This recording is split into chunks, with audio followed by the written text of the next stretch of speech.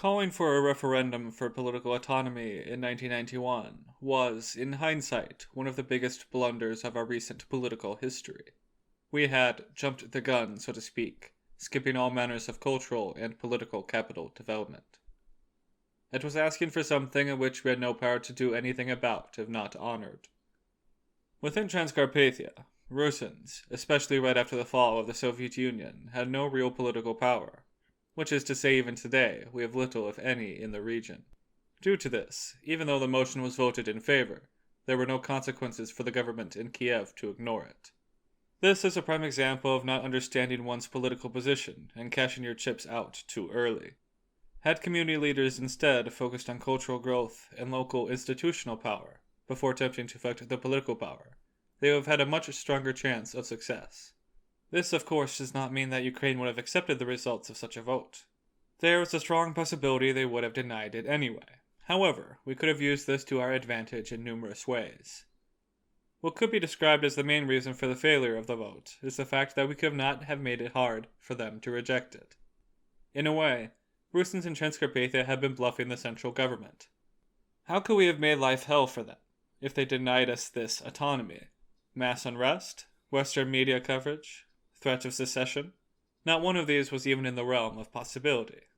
In the end, we received we tried, but the authoritarian government in Kiev did not honor our wishes. I do not blame the Ukrainian government for the way they acted, however. A goal of any centralized government is to maintain or gain institutional power.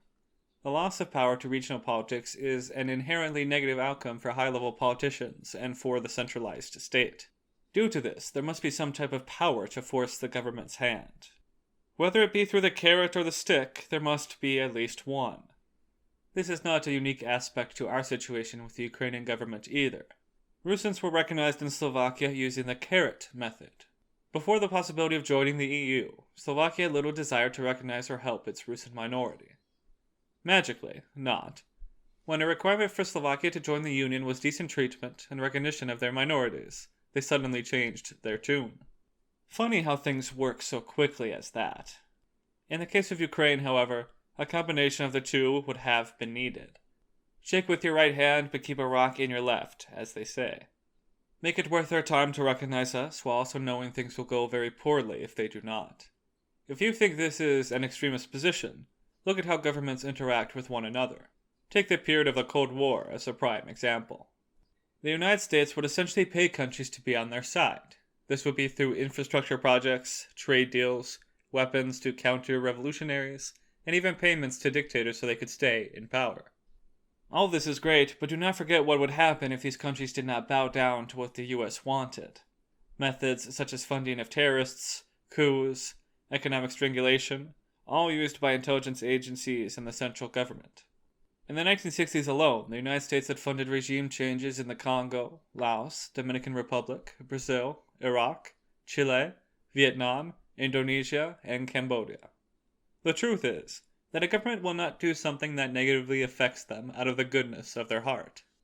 We can all wish for this not to be the case, but the game of geopolitics is not one for altruism and positive thinking.